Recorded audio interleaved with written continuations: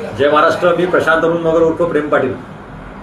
आता काही दिवसापूर्वी बऱ्याचशा ठिकाणी असं सुरू आहे की गाड्यांमध्ये इथेनॉलचं प्रमाण जास्त वाढत चाललं.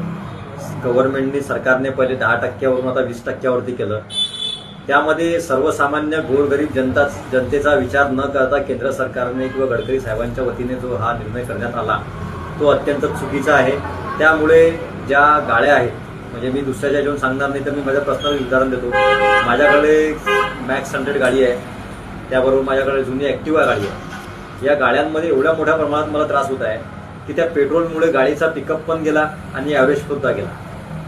आणि एकीकडे सरकार म्हणते की आम्ही तसा काही विचार केलेला नाही की तशा प्रकारच्या आम्ही कोणत्या गोष्टी करत नाही. पण यामध्ये जे गोरगरीब सर्वसामान्य जे जनता आहे त्या जनतेलाच या गोष्टीचा भूदंड भोगावा लागणार. एक तर कसं केलं सरकारने की ह्या गाड्या तुम्ही जुन्या गाड्या बंद करणार या पेट्रोल इथेनॉलमुळे. ह्या जर गाड्या बंद पडल्या तर नवीन घेण्यासाठी सर्वसामान्य गोरगरीब जनतेकडे पैसे आहे का?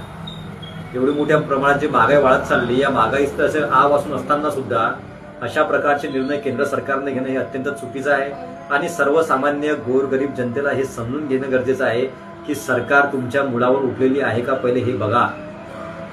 सरकारने ज्या प्रकारच्या सोयीसुविधा तुम्हाला द्यायला हव्या, शिक्षण असो, स्वास्थ्य असो, अशा प्रकारच्या सुविधा तुम्हाला द्यायला पाहिजे. पण तशा गोष्टी न करता सरकार तुम्हाला अलत्या भलत्या गोष्टीमुळे फक्त भडकटत आहे. कृपया करून या गोष्टीकडे लक्ष द्या व जागृत व्हा. जय हिंद, जय महाराष्ट्र, जय जिजाऊ, जय शिवराय, जय शंभूराज.